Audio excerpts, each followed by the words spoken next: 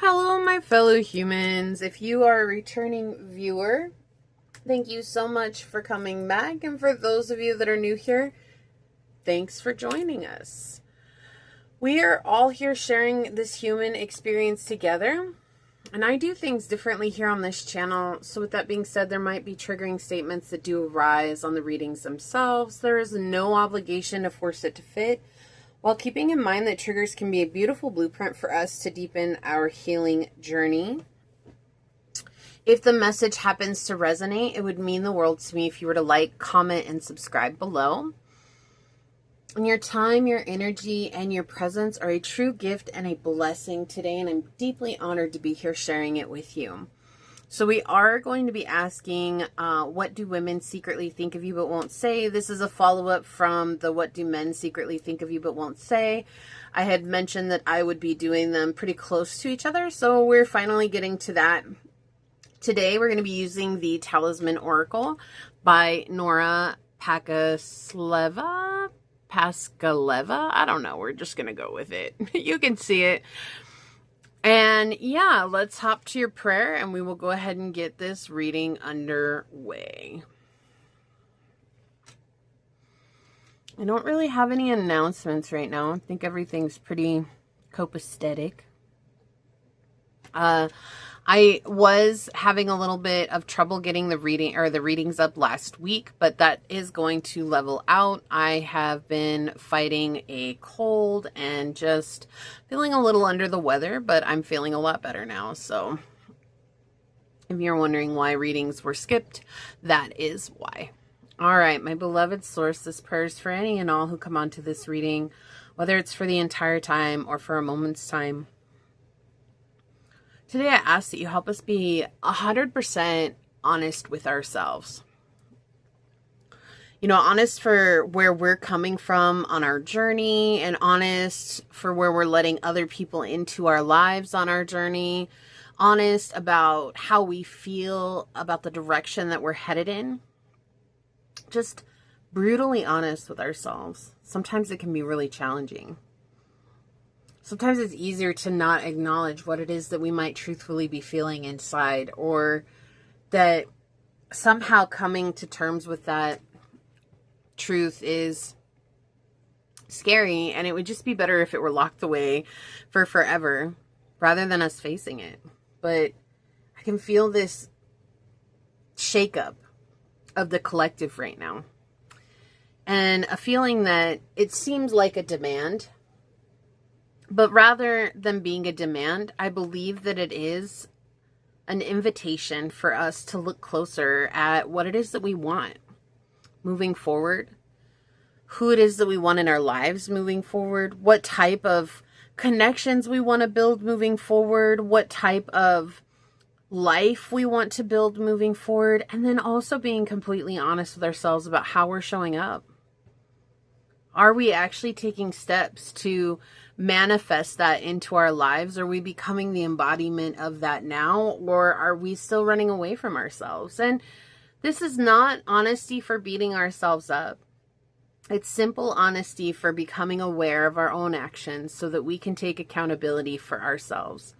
Not so that we can blame others, not so that we can put it on others that, you know, it's their problem and it's not our problem, because we've done enough of that in our lives. All of us have. We were taught that. We were taught by society that it was everybody else's fault but our own fault. And there's really no one at blame here. It's just about choosing, making a choice today to better serve ourselves. And knowing that if we don't want to compromise for the things that we want in our lives, that's okay too. But recognizing that if we're not compromising, that means that we're going to have to walk away from things along the way as well. And that's okay. So today I ask that you help us embody this truth for each of us. That you give us the courage to face our hearts honestly, and to let our hearts speak loudly and clearly about what it is that they desire, knowing that it's not selfish, that it is truly the most loving thing that we can do for ourselves, is to listen with curiosity and an open mind. As these words are spoken upon this tribe today and over this reading, so shall they be. Amen. Aho, ase. Thank you, thank you, thank you, my beloved source. Thank you. All right, let me get this set up. I have a new incense today. It's called Eucalyptus Mint, and it's a very unique smell. I like it. It's not bad. It was just, I'm sitting here. I've been using two. One was tropical, and the other one was apple cinnamon, and I have used them since then, so I had to go and get another pack of incense for my little box, and then I realized I'm running out of incense, and so I have to order some more soon. But if you guys are wondering what incense I use on the readings, these, and it comes, you can get like a box full of these, and it comes with, I think, like 12 different packages. I've had this for like 3 years, and I use them on every reading, and yeah, they've lasted for a long time. So definitely highly recommend this brand. No, this is not a paid commercial or anything like that. It's not a sponsorship. Just feel like somebody's been wondering what type of incense I use, and there you go. That's what I use. So you can definitely check it out. I just get it on Amazon. It's just easier, or you can go to the direct brand. All right, so let's get to it. What do women secretly think about you but won't say? Okay. Something about bees is coming through here. You're a busy bee. That they want to see you as an equal, but sometimes it's hard to because they also compare themselves to you, and that's for men and women both. Non-binary.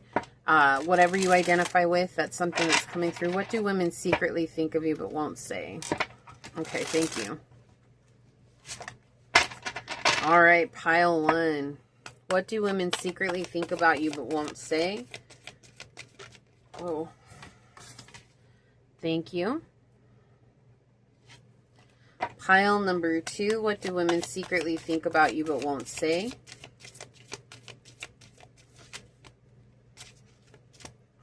Thank you. Pile number three. What do women secretly think about you but won't say? All right, thank you. Well, it's stuck on my finger. Okay.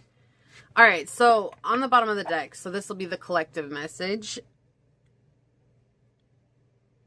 Okay. Before we look at the bottom of the deck. So while I was shuffling, if you didn't catch the beginning of the shuffle, that's fine. You just came here for the collective message. I was getting this message of bees coming through, and that they're wanting to see you as an equal, but they're having a hard time doing so because there's a lot of comparison. They're comparing themselves to you. They're trying to like wonder what it would be like to be in your shoes. And it's not necessarily out of maliciousness. It's actually out of deep respect for who you are. They want to see you as an equal, but it's hard for them to do so because they're comparing themselves to you. And that just kind of shows where they're at energetically, right? There's also a very fierce energy that's coming through. And so I feel like women secretly see you as someone who's incredibly fierce, a contender, right? An incredible contender in the game of life. And that doesn't matter if you're a man or a woman. It's just they see you as someone who is very capable, very understanding, but also not someone to be trifled with. Like, you will have a beatdown if necessary, and that is what they're secretly thinking about you. So let's see what's on the bottom of the deck. Yeah, divine guidance. Interesting. So women do secretly think that you are very, very talented and connected to source energy. They feel like you are someone that has a very good mind, that you're very intelligent, and that you also receive guidance and you listen to that guidance. You're not afraid to listen to that guidance. You are someone that reaches heights that they didn't know were possible. And maybe at some point, some of these women have watched you go on a journey of self-growth, and they might have been people who gossiped about you at some point in time or told other people that you weren't going to make it. But somehow, some way, shape, or form, they have watched you emerge into this person who is making it happen, and it has left them speechless. So, like, the gossip has stopped because they realize, like there's kind of a twofold here, right? Like, where now they're being proven wrong because your actions are proving them wrong, but also because you've left them in awe and they're not sure, you know, like how you did what you did, but they find themselves deeply respecting you, and they find themselves coming to you for advice. They find themselves wanting to find advice from you in some way, shape, or form. So you could be sharing advice online. This could be at work, and just they're listening in when you have conversations with the people you're close to at work, or just in general. These are women who are just trying to find any way to get assistance from you, even if they don't have connections to you like that. And it's because they recognize that you have a clear idea of what to do next, or how better to move in your life, or how better to go about the day-to-day routines, and things that are very heavy, or things that are very frustrating, or things that are incredibly overwhelming. You have a way of bringing peace and comfort to them. So it's like, you know, just some of the things that you say has a way of calming them down. Some of the ways that you have problem solving helps them see the bigger picture. Some of the ways that you are just able to perceive life gives them a clear idea within their own circumstances, their own troubles, their own issues. And that's something that they deeply respect about you. Now, even though with the collective message, again, this is just a huge energy that's coming in, but there are some women here who are deeply jealous of you, and that comparison keeps coming up. But I'm also seeing, like, it's comparing apples to oranges. It's comparing trees to birds, right? Like, there's no comparison, because each has its own skill set, and each has its own benefit, and each has its own ability. And that's not what they're seeing right now. But there are some women who are able to take who you are and apply that to their own lives as guidance, as direction, right? If you want to be the best, they say mirror yourself after the best. And that's what they're doing. They're trying to mirror you, not for trying to copy you, but trying to do something more with their own lives, trying to be a better version of themselves, trying to be more aligned with themselves, trying to understand themselves better. And they feel like you're that person that's going to help get them there. So let's see what divine guidance says from the book.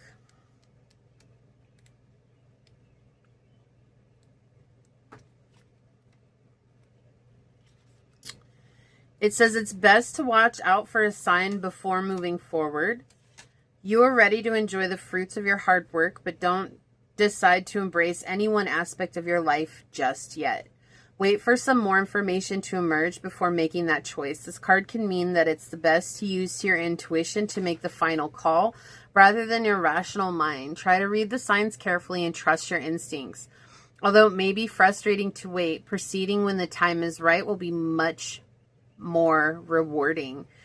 It says use this card when you feel at a crossroads, or feel you need a sign. Self-doubt can be overpowering, but waiting for the right time is necessary at this junction. The frog stays still before getting ready to re-energize. Imagine being the frog and patiently waiting for the right moment. If it feels hard, try focusing your attention on all the sounds in nature the frog could be hearing. And the affirmation is, I am patient. Yeah, and that's the thing, like I was saying, it's like there might have been gossip from a lot of these women, are like, oh, you're never going to make it, you're never going to get there. But you never let that deter you from your journey. You stayed true to your course, you stayed true to your path. And all that patience is paying off now. You're seeing the fruits of your efforts. You're seeing the rewards of the hard work that you've put in. And it might not be as big as you thought it was going to be all at once, right? But it is coming in, and you're seeing it come in slowly. You're seeing things shift slowly. And that's basically how it works. Like, I know everybody wants this windfall of everything to come in all at once, but really mostly it just kind of happens in stages. And those stages begin to add up, right? It's just like, you got to walk before you run, but you got to crawl before you walk. And so it's like all of that adds up. All those days of crawling added up to you finally being able to stand and walk. And all of those days of you walking have finally amounted to you being able to run. And now all these days of you running are one day going to be able to amount to you flying. And it's just the steps that you're taking to get there. And so those steps are definitely being recognized by a lot of the women around you. Some for the better, some for the worse, but that's just the journey in and of itself. We can't please everybody. We can't be friends with everybody, but we are going to leave impressions on everybody, especially the more authentic and truthful you are to yourself, which does go back to what the prayer was saying today. It was a very strong message that came in the prayer today. But this is what I see for the collective energy. So what a very powerful message. Very, very powerful. Okay. Let's go ahead and get this set up. Very, very dry today for some reason. I feel like I have cotton mouth and I don't smoke. I quit smoking like 2 or 3 years ago. It's been a while. Maybe more like 4 years ago. I just quit smoking weed, but I just have cotton mouth today, like really bad. So maybe you guys need to drink some water. Or something with electrolytes in it. I would say Gatorade, but I don't necessarily recommend Gatorade because it has such a high sugar content. But like, you know, if you guys have those little electrolyte packets, that might be really good. Like this is the green sign that yes, you should be drinking one of those soon. Okay, Pedialyte is something I will always rely on. So just throwing it out there. You know, people are like, oh, it's for kids. No, that thing is great for you to rehydrate. Okay, let me just say. All right, so for pile number 1, we do have this dice with, are you gonna focus me, friend? Come on, hold on. I don't know why we're not focusing. Okay. We have this dice with Pluto on it.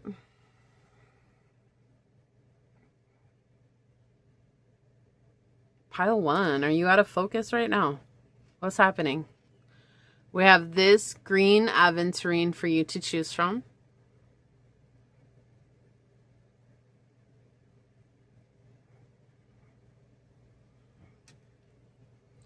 Pile 2, we have this dice with the North Node on it.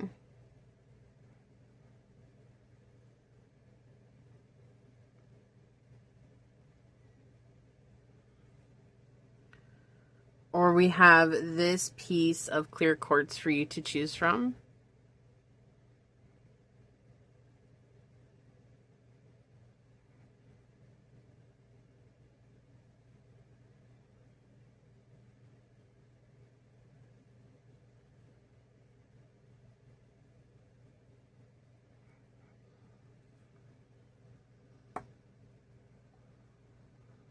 In pile 3, we have this dice with Uranus on it.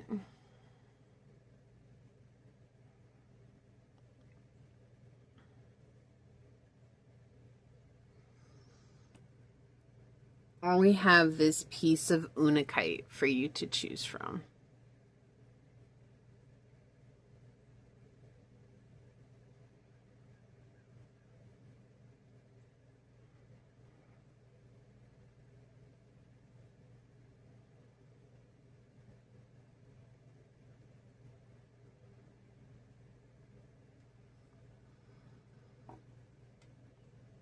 So we have pile 1, pile 2, and pile 3. And whichever pile you feel called to, that should be the one for you. And I will see you over there. Hello, my fellow human. If you were drawn to this dice with Pluto on it, or maybe you felt called to this piece of green aventurine,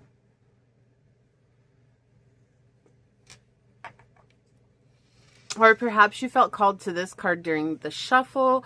This is going to be a reading on what do women secretly think of you but won't say. We are all here sharing this human experience together. If you are a returning viewer, welcome back. If you're new here, thanks so much for joining us. I do things differently here on this channel, so there might be triggering statements that do arise on the readings themselves. There's no obligation to force it to fit, while keeping in mind that triggers can be a beautiful blueprint for us to deepen our healing journey. If the message happens to resonate with you, it would mean the world to me if you were to like, comment, and subscribe down below. Your time, your energy, and your presence are a true gift and a blessing, and I'm deeply honored to be here sharing it with you today. So with that, let's go ahead and hop to it and find out, what do women secretly think of you, pile 1, but won't say? What do women secretly think about you but won't say? Source, what would you like to share for pile 1 today? Okay, so we've got the first house. We have Leo energy. And we have Neptune.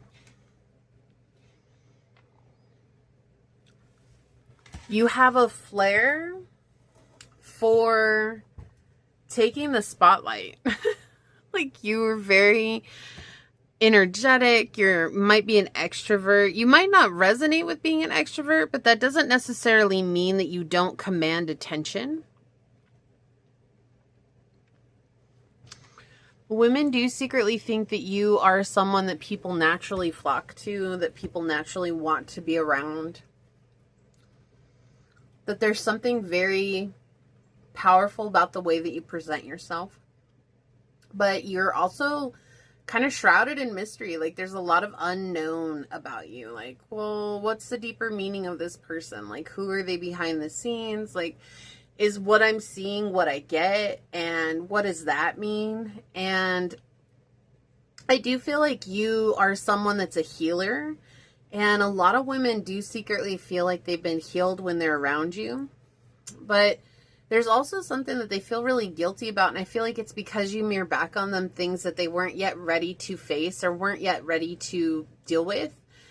And that scares them.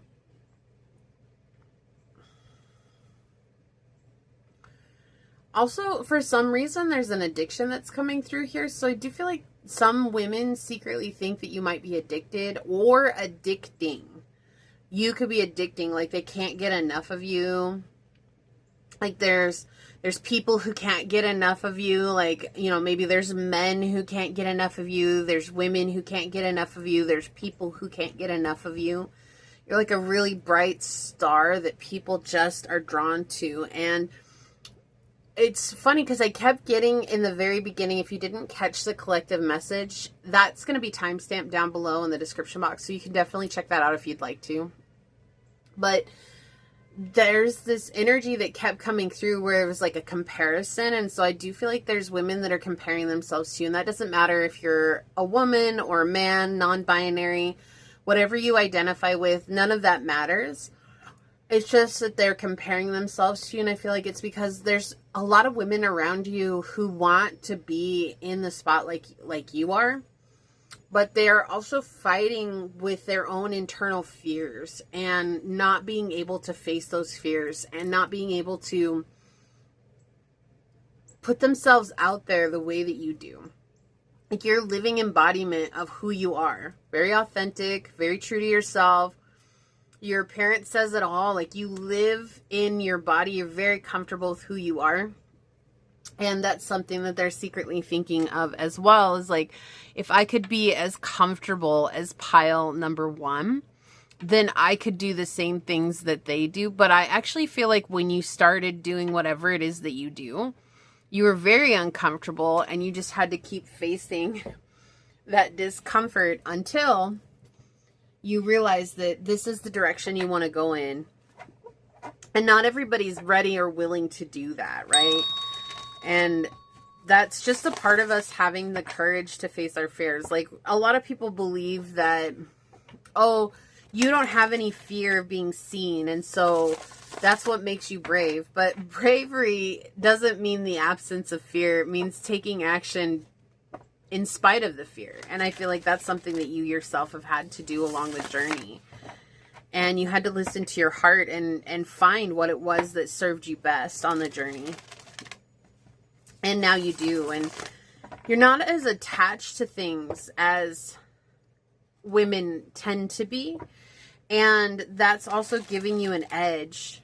So, you know, it could be relationships, that could be money, it could be a way of life, it could be children, it could be anything, right? Like, you're just not as attached to it as most people are, people who, you know, live in those general day-to-day lives, right? And so women notice that, and women recognize that that gives you an air of freedom. And that freedom is something that they've always wanted a taste of, but they don't feel like they'll ever experience that in their life because they just don't feel as brave as you. And so they do, again, there's this comparison that's coming in, but they do secretly think that you're someone who's very tapped in, very in tune, very psychic, very intuitive, very connected with the divine, able to listen to your guides, and that you do have a lot of wisdom to offer. But let's dig a little bit deeper with the tarot. We're going to be using the Tarot Marseille today. What do women secretly think of you but won't say? Pile 1. Thank you, Source. What do women secretly think about you but won't say? Pile 1. Yeah. Like, it's interesting for the Four of Swords to come out right here in the reverse. We'll look at the bottom of the deck in a second. But this is just showing, like, they feel stuck, right? In whatever the situation that it is, and they feel stuck, and you're mirroring that back to them. And there's some that are really angry that you're mirroring that back to them, and there are others who are ready and willing to face that part of themselves, to step up and to become a stronger, more empowered version of themselves. But you do elicit a sense of people pondering and reflecting about themselves in ways that they wouldn't have otherwise done. And it's just because you live very authentic to who you are. And that's something I feel like has taken you a long time to be very truthful to yourself. Okay, here we go. So this could be family. This could be family members coming in, especially with the Eight of Cups here on the bottom of the deck. Yeah. People who are very, very stubborn. These are some women who are incredibly stubborn on their journey, who are, you know, like, they've been following a path for a long time. This is interesting. I kept getting kids, and I didn't want to focus solely on kids, but that's something that keeps coming in. It's like, these are women who have kids, and maybe you don't, or maybe your kids are grown and out of the house. And so these are, you know, women who they wish that they could have the freedom that you do from kids. And so there's a lot of stubborn energy that's coming in here because they feel like that's the only reason why you have this strength is, oh, you didn't have kids to take care of like that, or you don't have kids to worry about like that now, or there's something along those lines with kids. There's something about kids that's coming in here really strongly.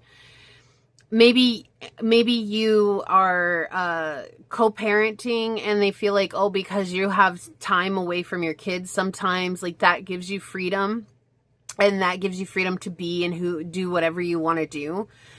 And I feel like that's just realizing that if you do have kids, part of you is looking at your kids and saying, you know, like, well, how do I want my kids to be when they grow older? You know, I want them to be able to live their dreams and to be free from the hardships of life and society putting them into a box, and I want them to be free. And so there's something about you being the example for them. But women do secretly feel like you're unencumbered, and that gives you this ability to embody this strength. And they're not seeing, like, they're refusing to take action, and they're even refusing to listen to their own guidance because they feel bogged down by family. But this could also be like a sister, this could be a mother, this could be a grandmother, this could be an auntie, this could be even cousins coming in here that see your life as like, oh, you don't know what hardships are. Yeah. A lot in their mind. A lot in their mind. Oof, yeah. So what do women secretly think of you but won't say? Like, they do feel like you have a tendency to not finish what you start.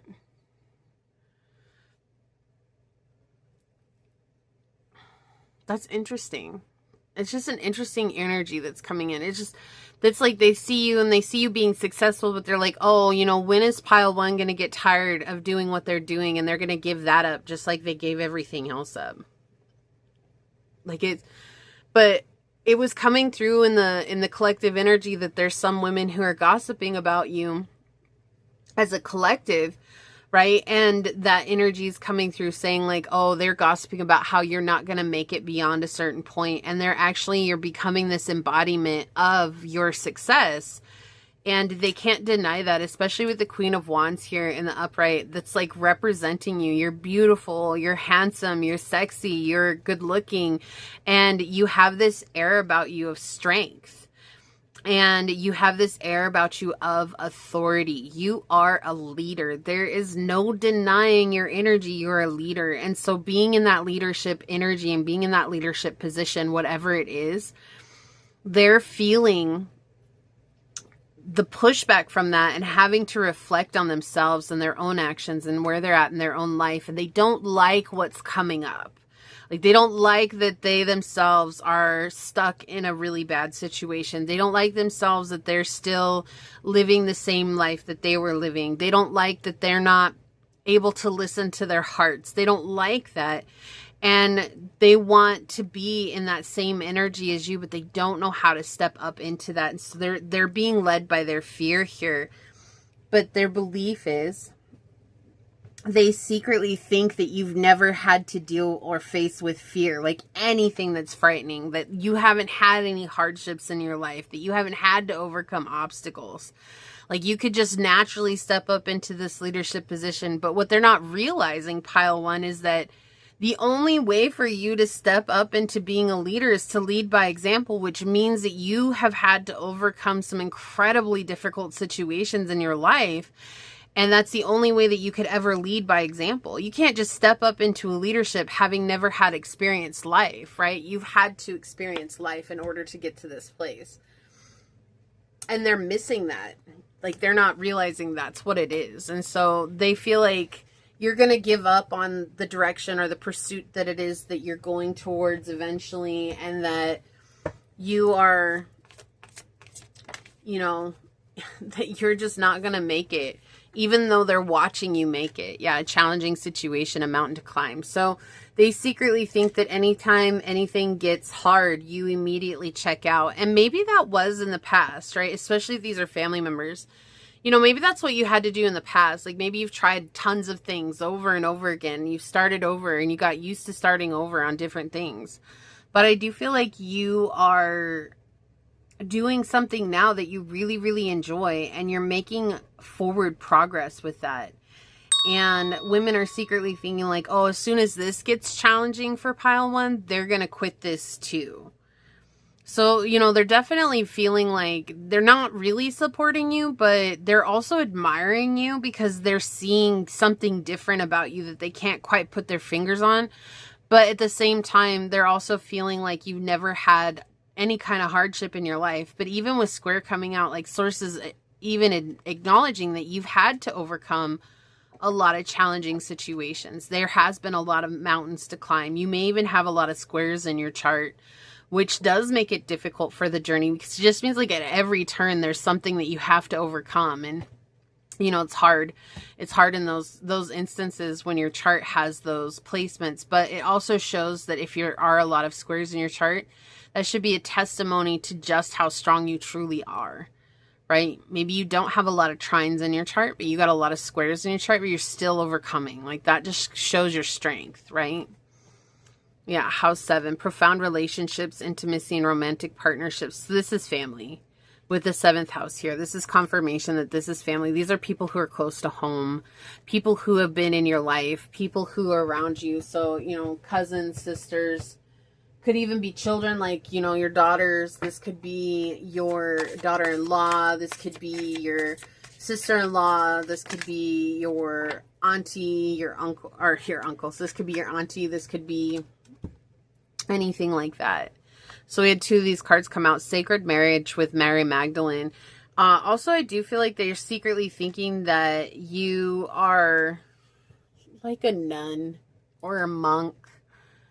Like you don't connect with anybody sexually, you don't connect with anybody in that way, and that, you know, you basically have just devoted your life to a life of prayer and a life of devotion. And if you have, you know what, good for you, because that's your choice. But I also feel like there's much more to it than that. It's just you getting yourself right again after these difficult situations. You could have had a lot of challenging relationships in your life, and you're overcoming that. And so this could also be that there are women who secretly think that you have a lot of wisdom to share on relationships and what it is to be in a sacred marriage with the divine, right? Giving your body to the divine, giving all of who you are is true devotion into your faith. And that doesn't matter what you believe, that's just true devotion to your faith, and letting that be what guides you. And then we have Sedna here with there's always enough, right? Showing the abundance that's coming into your life. So you're always helping others recognize that no matter what it is that you're going through, there's always abundance somewhere. And I do feel like there are a lot of women who secretly think that that is something that helps them step up into their own power as well. But with the family members, it's just they feel like you're in a very arrogant energy right now, and that you don't recognize hardships when they come because you've never had to deal with hardships. And I feel like it's because of those hardships that you've learned to change your mind, and you've learned to change your state of mind when it comes to certain things. Did not realize how crooked the camera was here. Let me move you over a little. We'll get there.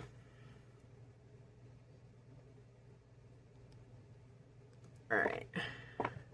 Bottom of the deck. Yeah. Thoth, divine masculine. So you could be a divine masculine too, right? Like you could definitely be a divine masculine, but I do feel like there's a lot of women who secretly think that you're in your divine masculine energy, or you're in your masculine energy, very active energy, and you don't know how to receive the blessings that are coming to you.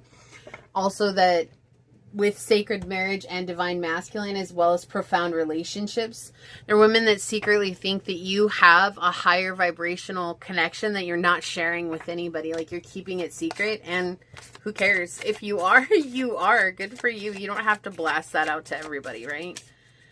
So on the bottom, we have you are good enough, full moon in Virgo. Yeah, there's this energy where it's like there's women who secretly think that you're arrogant. Like you have an air of arrogance to you. And I feel like it's come from loving yourself. It's not actual arrogance. It's just choosing yourself in very difficult situations. You've had to learn how to do that. Phobias. Look at this. I cannot make this up. Anxiety and overcoming fears. So again, this is like that confirmation where they're saying like, oh, you don't know how to overcome fears. Like you don't have any hardships. Like what are your fears? But, you know, again, it's like you've had to overcome a lot of different things. I mean, you've got the symbolism of death up here. You've got spiders. You've got the snake here. This buoy is on fire. There's this massive storm that's raging in the background. There's this ship that's about to capsize here. So there's tons of fears that are pointed out here on this card. And it's like you have had your fair share of anxiety, but you've had to trust in the divine to get you where you're going.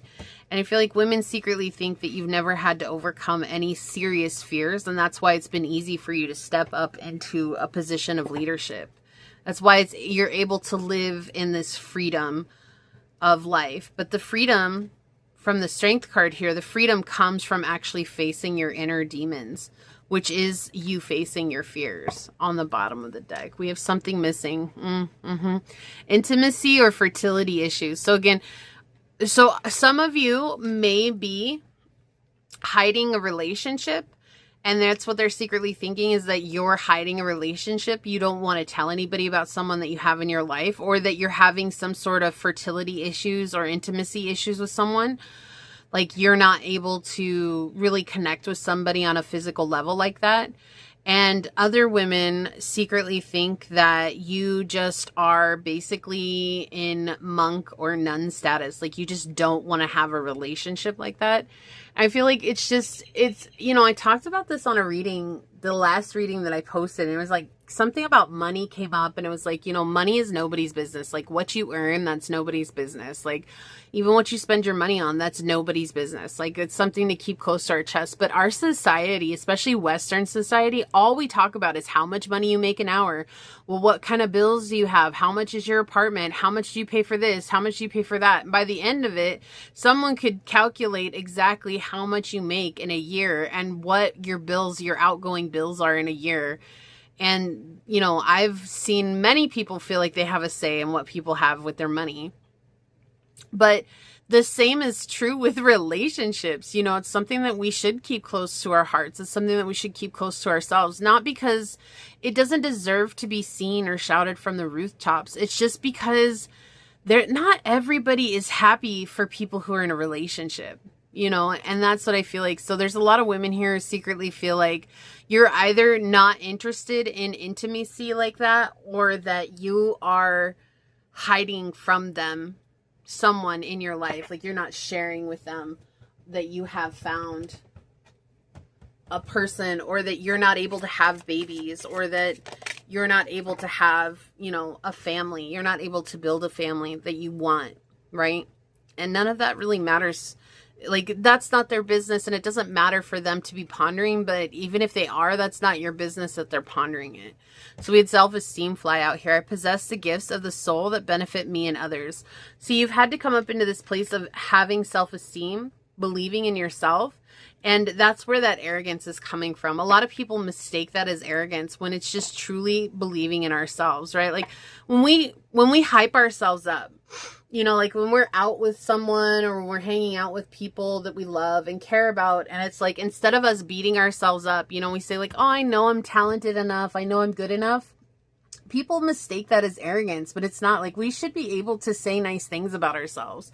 But people are just totally accepting of when we're beating each other's up, like, or when we're saying like, oh, I'm so stupid, or I can't do things right, or I'm always a failure, you know, like everybody's so accepting of that. And I don't understand that. Like we should be in a state where we're constantly hyping ourselves up, because if we don't, no one else is going to, right? And so I do feel like for you, Pile 1, you're in that state of hyping yourself up, and that also brings out that comparison where they're like, oh, well, I could never be as arrogant as Pile number 1, but it's not arrogance. They're mistaking it, and they're misunderstanding what it is that you're doing, because they are not following a self-love routine, right? Forgiveness. I acknowledge that harboring resentment blocks the flow of love. So you're in a state of forgiveness right now. And that's something that they find hard to believe, that you've forgiven the people who have hurt you, that you've forgiven the people who have done you dirty, or that you've forgiven the people who've really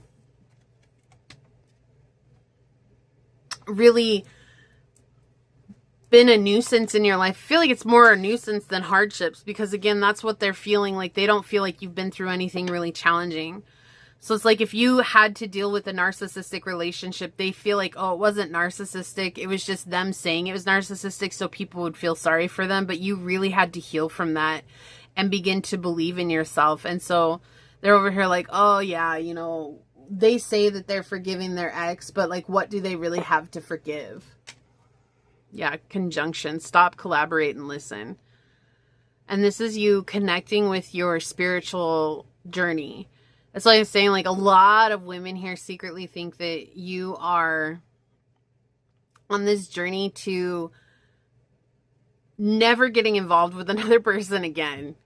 And maybe that's true for some of you. Maybe some of you are like, yeah, I'm not interested in love like that. And they're not understanding of that, because there's a lot of women who, from birth, women especially, have been so conditioned to want to get married, to want to have a relationship, to want to have babies, to want to build a family. And while there's some people who really want that with their whole hearts, and that's fine, there's still a lot more people who've just been conditioned, and they don't actually know if that's what they want or not, right? Yeah, surrender. You're in a state of surrender here.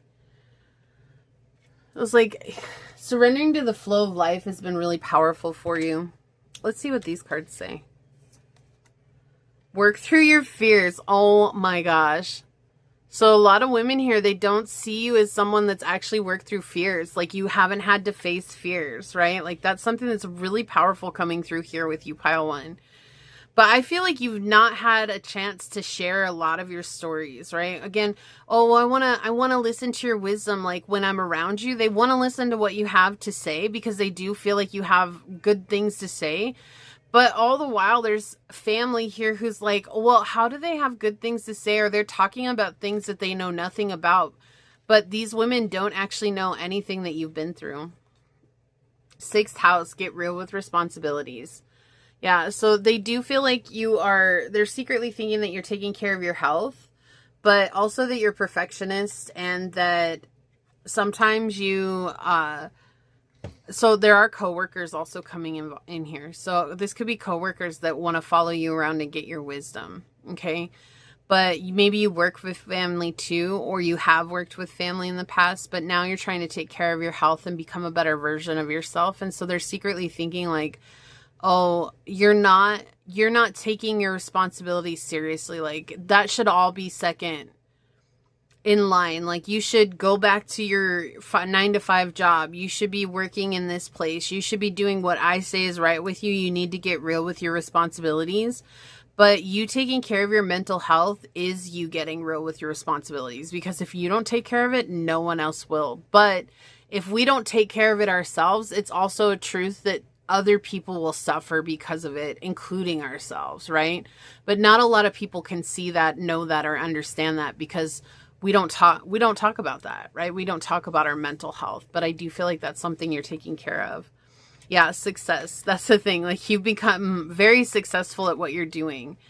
And so women here are secretly thinking that like, yeah, you're a success, but they don't understand how you're a success because they don't feel like there's anything that's ever happened in your life where you actually have a right to talk about some of the things that you're talking about, or where you are actually have the knowledge to express to others advice and guidance. Like, how do they have advice and guidance? They must be taking it from someone. They must be getting it from somewhere else and then just repurposing it for themselves. But a lot of your advice and guidance is very much internal because of that divine connection, which especially with Mary Magdalene here, like you've absolutely taken time to recenter and ground yourself on your journey. And that's what they don't see. And that's not for them to see, because your journey with the divine is your journey alone. It's a very personal journey. It doesn't have to include anybody else. Okay. So let's see what your card says. I'm going to read this from the book. Yeah. Oh my gosh. I can't make that up. You're a leader. They see you as a leader. So they do secretly think that you're a leader.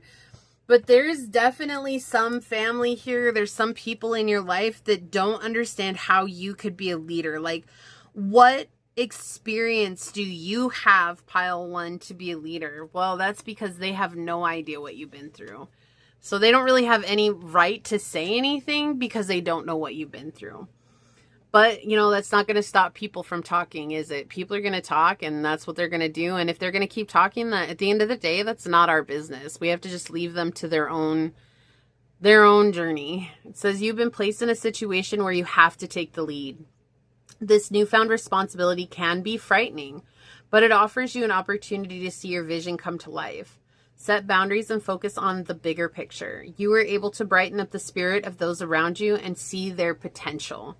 You have the confidence, decisiveness, empathy, and insight that inspires others. In the course of your life, you've gained valuable experience and respect, and now it's your chance to offer guidance. Ego battles are no match for you. You have mastered self-discipline and creative humor and have let go of the need to micromanage the small stuff. Okay, it says your affirmation here is, I offer guidance. Yeah, so you're offering guidance. And that's the thing. It's like, even though they believe that you haven't had anything worth struggling over in order for you to give this guidance, even the women around you that don't believe that you have this position rightfully, they still want your guidance and wisdom. Like, they're still benefiting from what you're offering, but they're just like they're in their own state of denial. That's where they're at right now. Okay, so this is what I see for you here, pile number one. I just want you to remember that you are doing an amazing job. You're owning your leadership role, and Source is going to take you to places that you had only ever imagined. So keep doing what you're doing. And even though this wasn't super, super positive for you, just remember that there's going to be people who love us. There's going to be people who hate us. We're not trying to win everybody's favor. We're just simply trying to honor ourselves on the journey, and then know that there are going to be people who follow us along the journey who want to be involved in our lives. So open up to when those people come through, or if they're not coming through right now, just know that one day they will, okay? So keep doing the amazing job that you're doing. If you felt like this was your reading, leave the little tiger emoji down below and say, my guidance comes from the experience of life that I've had to go through. And if it resonated, it would mean so much to me if you were to like, comment, and subscribe below. And if you're interested in supporting the channel further, you'll find everything you need in the description box in order to do so. I would like to take a moment to thank your guides, your spirit messengers, your angel source, and my spirit guides for coming together to give us this powerful message today. And until next time, pile number 1, stay human. Bye. Hello, my fellow human. If you were drawn to this dice with the North Node on it, perhaps you felt called to this piece of clear quartz crystal. Or maybe you felt drawn to this card during the shuffle. This is going to be your reading on what do women secretly think about you but won't say. We're all here sharing this human experience together. I do things differently here, so there might be triggering statements that do arise on the readings themselves. There is no obligation to force it to fit, while keeping in mind that triggers can be a beautiful blueprint for us to deepen our healing journeys. If the message happens to resonate with you, it'd mean the world to me if you're to like, comment, and subscribe below. If you are a returning viewer, welcome back. If you are new here, thank you so much for joining us. Your time, your energy, and your presence are a true gift and a blessing, and I'm deeply honored to be here sharing them with you today. So with that, let's go ahead and hop to it and find out pile number 2. What do women secretly think of you but won't say? What do women secretly think about you but won't say? What would you like to share with pile number 2 today, Source? Okay, so we've got the 6th house. We have Pisces energy, and we've got Mars. You're a little bit abrasive. Okay, so you're a little bit abrasive, can be aggressive at times. I do feel like there's reason for that. Like, you've had to really be firm about your boundaries because I feel like people don't take your boundaries seriously. And sometimes you just have to be that tough love. I also feel like you've had to learn how to just truly stand up for yourself in each and every situation that you're in, because you're tired of it being like, oh, my boundaries are a suggestion, because they're not, right? And so women do secretly think that sometimes you can be abrasive or that you can be a bit aggressive, but that you're also somebody who, once you get past that part of you, that you're actually very compassionate and very kind and loving. There's also a little bit of energy that's coming in where you're a bit obsessive with your health or with your workouts or your day-to-day routines. There's something here, or this could be you're really obsessive with work, and this could be directly talking about your coworkers that you work with too. It doesn't have to be, but women secretly think that you are very obsessed with your health, with your looks, with, you know, what you're eating, what you're putting into your body, or with working out, or with work. That's something that they do secretly think about, but they won't say. But that and that could also be coming back to why you seem abrasive, because you're not sacrificing your quality for people who waste time, right? Like people who don't respect you, or people who don't want to see you succeed, or people who don't have any purpose for themselves, right? Who are maybe just wandering around, you know, time wasters. It's not like they're going out of their way to waste time. They might not even realize that they're wasting people's time, because that's just the type of energy that they're exuding at that moment or any one given moment. But for you, it's all about really keeping grounded, because I feel like you can lose yourself at times in your mind. Like you overthink, or you get very obsessed about something that you're researching and you lose track of time. Like very much like this mad scientist energy coming in here. Okay. And there's very much like this energy of like when you lose yourself in a topic, like you have to bring yourself back down to earth. And it's because you end up getting stuck in your mind and replaying it over and over again. I think about it over and over again. I replay it over and over again, because it's all in my head, right? Like it's all in your head. And I feel like you live in your head. In fact, you could be an air sign, sun sign, or you could have Mercury in an air sign, or you could have Mars in an air sign, or you could even have the 6th house placements in an air sign. Gemini, Aquarius, Libra. You could have Mars in Aquarius in the 6th house. You could have Mars in Pisces in the 6th house. You could have Mars in Aries in the 9th house is coming through as well. So that's, if you don't know any of that, that's all right. That's not for you. That's just a really specific energy coming in. Okay, so let's see what else comes in here. I do feel like women do secretly think that you're very intuitive and very attractive. Like you have very unique eyes. Like your eyes are really dark, or they're really beautiful, or they're really captivating. You may have heard many times that you have bedroom eyes. That could be from women and men alike. But I feel like there's something unique about your eyes, and that's something that women, they get really captivated by your eyes. And, you know, it's not necessarily a sexual thing. It's just that there's something about your eyes. Like, your eyes are definitely the window to your soul, and your soul is bottomless. And it's not necessarily uninviting or inviting. It's just almost like curiosity, right? Like, oh, wow, look at pile number 2. Like, they have such a depth to them. There's like a profound energy about them, and they want to know more. But that's also, there's a fear that comes with knowing more. Let's see what comes out. We're going to use the Tarot Marseille today. Yeah, you've overcome a lot. I feel like women do secretly think that you've overcome a lot, that you've gone through a lot, you've overcome a lot, and you've been able to help others because of that. Okay, yeah, definitely anxiety from overthinking with the 8 of Swords starting the reading here. Interesting. All right, so what do women secretly think about you but won't say? Pile number 2. Source, what would you like to share for pile 2 today? Whoa. Slide in. Now I got that song stuck in my head. Because it's all in my head. I think about it over and over again. I replay it over and over again. And it hurts so bad. Because it's all in my head. I don't know all the words, but anyways.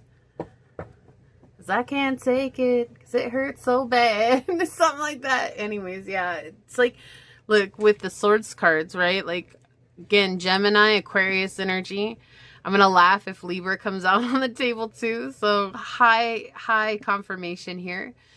But a lot of this energy of like, it's hard for you to get out of your head. And so you have to find ways to ground yourself. And I feel like something that grounds you is your workouts, or something that grounds you is doing like shadow work or journaling or focusing on things that make you happy. And so that's why you don't compromise your time for anybody. And that's what women do secretly think, that you're very much stuck in your head a lot of times. Like, you could also be someone that has a tendency to not be present for conversations because someone will say something and then you lose yourself in thought. And it's not that you don't want to be present for the conversation. It's just that that's just where your mind goes. Like, all of a sudden something will happen and open up a rabbit hole, and before you know it, you've fallen down it, and you got to like crawl your way back to the present moment. And so women do secretly notice this. Like, they do secretly see you kind of checking out, like your eyes get very blank. And that might be why the eye thing came in. Like, your eyes get really blank all of a sudden, like you've checked out. And again, it's not, I don't feel like you're doing this like, oh, I just don't even want to be present for this conversation. Although some of you may be like, yeah, I really don't. Like, it's boring, or it's just stuff I don't want to talk about. Like, I just don't give a darn. I don't give a rat's patoot, okay? But I feel like for some of you, it's just, that's where your mind goes. It's like someone says something and it might trigger a chain reaction within your mind, and you become very anxious, or you become very, very obsessed with something, and then you lose yourself in your thoughts, and you lose yourself in your mind, and that anxiety that derives from that as well.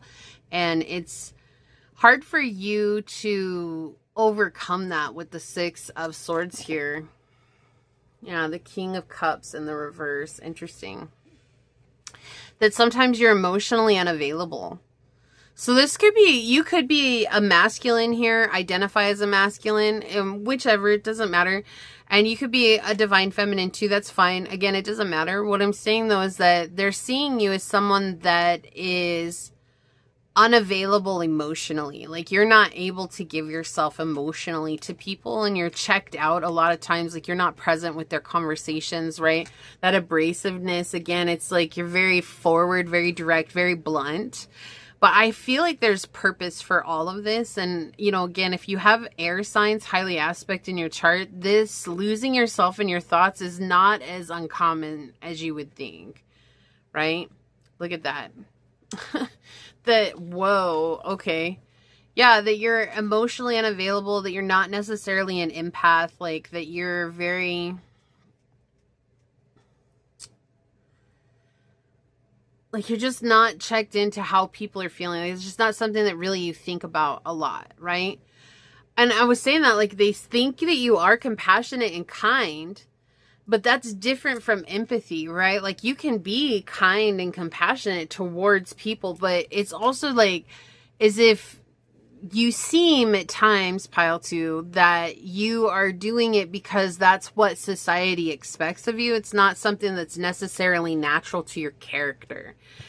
And that's something that women do secretly think about, but they do secretly think that you're not very empathic, that you're not, you know, you're not really paying attention to how other people are feeling, or it's just something that doesn't really cross your mind. But that could be because you could have spiral moments, like where you're spiraling down into your thoughts and feelings. It's not that you, again, it's not that you don't want to be present for the conversation. It's just there's something that happens where the monkey mind, the monkey mind is taking over.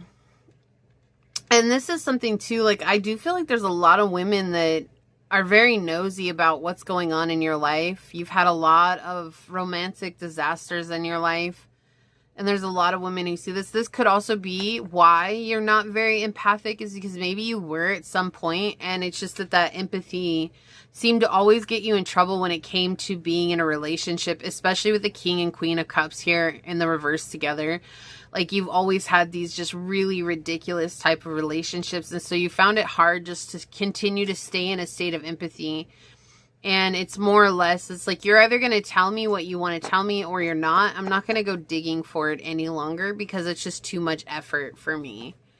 Yeah, this is something that leaves you stagnant. So women do secretly feel like you're stuck in a past relationship, that you're stuck in a past situation. And that's why you obsess over your health, is because it's a distraction from what you went through. It's a distraction from the hurt and the pain that you experienced from a past breakup.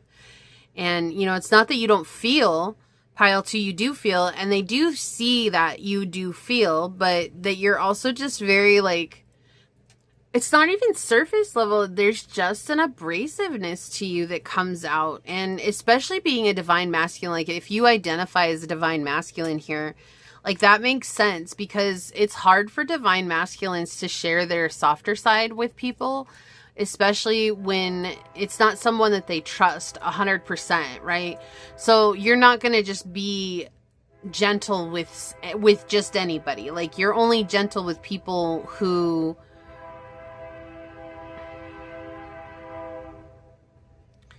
take the time to get to know you. And so also here with some other women, they do secretly think that you're a workaholic because of a past situation, right? That's spiraling. Like, you spiraled out of control with someone who broke your heart, even if neither one of you was right for each other. That didn't mean that you weren't committed to the situation. And with that unfolding, you had to find something else to focus your energy on. And yes, maybe you are emotionally unavailable right now, but it doesn't mean that you'll always be emotionally unavailable. It also doesn't necessarily mean that you're emotionally immature, right? It could just be a protection tactic. It could also be a survival tactic that you've had to develop through going through really hard situations. So there's something that's very stagnant when it comes to, like, everybody feels like they hit a brick wall.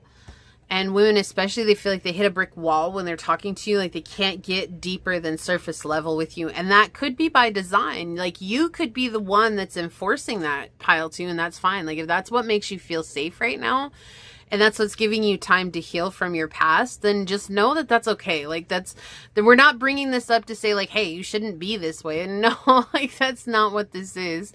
It's just a reminder that sometimes you have to go through those periods of withdrawal in order to reconnect. And I feel like that's definitely where you're at right now. You're in a period of withdrawal so that you can reconnect. And there's like a desire here to want to reconnect, right? Especially the Pisces energy here.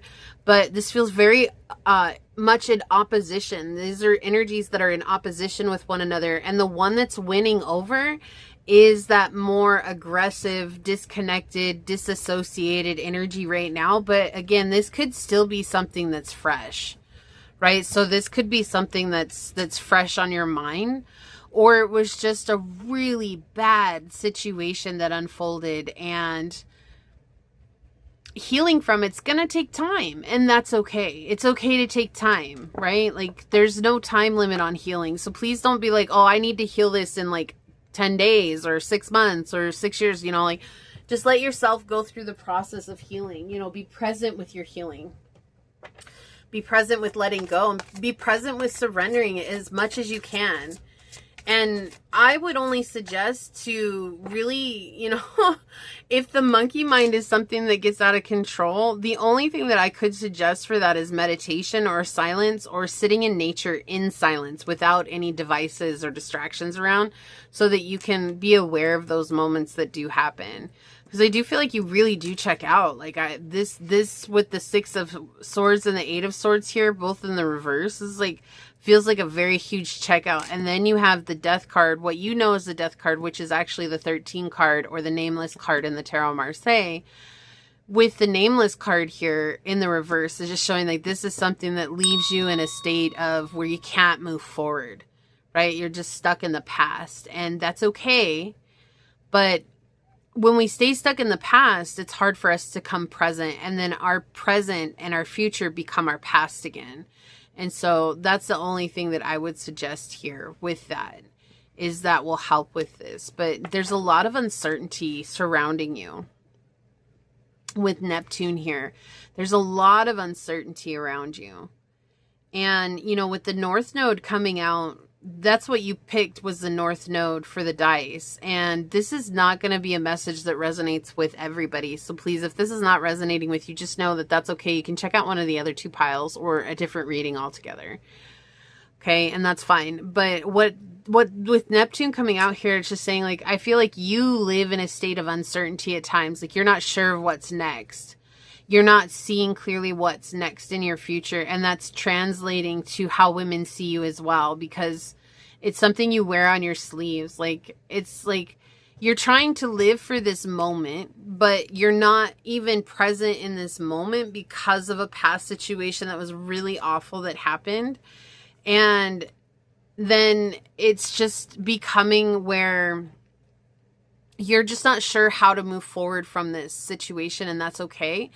But just know we all go through periods of this. Like with Neptune, we all go through periods of Neptune energy, okay? And The North Node is asking you to step out of your comfort zone. So if this being in this energy has become something of a comfort zone for you, like again, survival tactic, that's a comfort zone, right? Keeping ourselves protected from any potential danger, then it's all about reinforcing our self-belief and reinforcing our self-love and reinforcing empowerment of ourselves so that we can step beyond these difficult situations, which are going to inevitably happen in this world, right? No one is free from suffering in this world. It's just the dualistic nature of the world around us. And I'm not trying to diminish what you went through by any means. It was very difficult. It was very hard. And you didn't deserve what you went through. And there's no retribution here. It's not like karma's playing a part in this or anything like that. It's just that unfortunately, because we live in a world where everybody has free will, we're going to bump into people who will forever change us for the better. And we're also going to equally bump into people who may forever change us for the worst. And the choice is ours in what we do with that information. Okay? Yeah, water energy here. Pisces, Cancer, Scorpio. We have spirituality, emotion, intuition, and compassion. The thing that's standing out the most here is the emotion. And I just feel like this is saying like there's a lot of disconnect from your emotions. So women do secretly think like you have a hard time connecting with your heart. You have a hard time connecting with your emotion. You're very checked out. You may joke a lot of the times. And you may even joke when like jokes aren't necessary, but it's just so that you can keep yourself from digging into the well that is slowly building up pressure, right? And it's interesting that Pele came out, light your fire, because I do feel like there is a fire that's brewing. Something is boiling beneath the surface here, okay? And there's a lot of change that's coming for you as well. And I feel like Source just has a side message here for you. It's like, it's okay for you to feel your anger, right? What's not okay is for us to project that onto others and to take that out on others, but to find a very creative and expressive way for you to get your anger out. That's something that will definitely serve you with Pele coming through here. It's also a beautiful way for you to reconnect with not only your heart chakra, but your solar plexus chakra. And that's where change comes from with the butterfly maiden. Okay. It's about receiving some sort of message here from the divine. And just know, like, it's, again, there's no time frame here. It's not like Source is saying, like, you need to get over this now, stat, hurry. You know, it's like, no, we're just trying to give you that guidance so that you can take one small step, right? That's all you need is one small step today. And maybe tomorrow's another small step. Or maybe at least tomorrow you're standing in your forward motion that you made today. And that's okay. That's something, right? That's what they're saying here. Wow. So we have, Namatona, safe space, right? And safe space is like reconnecting with the womb. And when we say the womb, it's like that cave space where we can be ourselves entirely. We can laugh, we can cry, we can scream, we can do whatever it is that we need to do to get it out, but we've created a safe space for ourselves. So that's the thing. And it's like, I feel like a lot of women do think that you are a safe space, and you carry a lot of burdens from other people as well. Like a lot of people put their stuff on you and you carry that, but it's also hard for you to feel like you have a safe space to be who you are. I don't feel like you've ever felt that, or if you have felt that, it's been an incredibly long time. And so you're feeling trapped by the people around you. You're being trapped by the situations that are unfolding in your life right now. And it's not about us controlling what's happening in our lives. The only true control that we have, pile 2, is over ourselves. And that's what's coming through for you really strongly. Yeah, nothing will come of this situation. Void of course moon. So there's like, this is like the in-between space right now. Feels like Source really has a message for you, pile 2. And I know it's maybe not what you came here for, and that's okay. But sometimes Source uses readings like this in order to get a message that you otherwise wouldn't have chosen. And it's because it's so important. But with the void of course moon, nothing will come of this situation. This is just showing that right now you're in an in-between time. And that's actually some of the most powerful energy that we can embrace, is that in-between time, because that gives us space for us to really face and deal with what it is that we've gone through. And it's funny, I'm hearing this energy. So when I first started this journey, I got this book, and it was like about writing about, you know, writing to heal ourselves. It was by Rebecca. I can't remember her whole name. Rebecca. And it wasn't Rebecca Rosen. It was Rebecca. Anyways, she was from Denver, and she wrote this journal because her daughter was born with a very rare disease and a very rare incapacity, I'm going to say, because she's no matter how old she gets, she'll always have the mentality of a 2-year-old. Like, she'll never develop past being mentally 2 years old. And so she'll always need somebody to take care of her. And it was really hard for her with her daughter, Catherine. And she said she learned a lot. She learned a lot of patience from the situation. She learned a lot of just being present with the things that are, and knowing that we don't really truly have any control over how things are, you know. And it was really hard for her too, because Catherine was a healthy baby all the way up until the one day that she wasn't. And that was hard for her to cope with. And one of the things is in this book, there's journal sections at the end of each chapter. In chapter 1, the question that you journal on, it says, honoring the magnitude of your loss. And for you, Pile 2, feel like that might be something that will help you really get it out. You can journal about it. If you have a hard time journaling, maybe just recording it on your phone and talking about it to yourself, you know, like let yourself express it out, whatever it is that's inside of you. If you want to journal it so that you can read it later, that's fine. If you want to write it down and then burn it so you just let it go completely, that's fine as well. But if we don't honor the magnitude of our loss, it will carry in our hearts for forever. And we want to relieve ourselves of that burden so that we can be free to be who we are. It's not about saying that what happened to us wasn't terrible. It's not about saying that what happened to us isn't worth validating.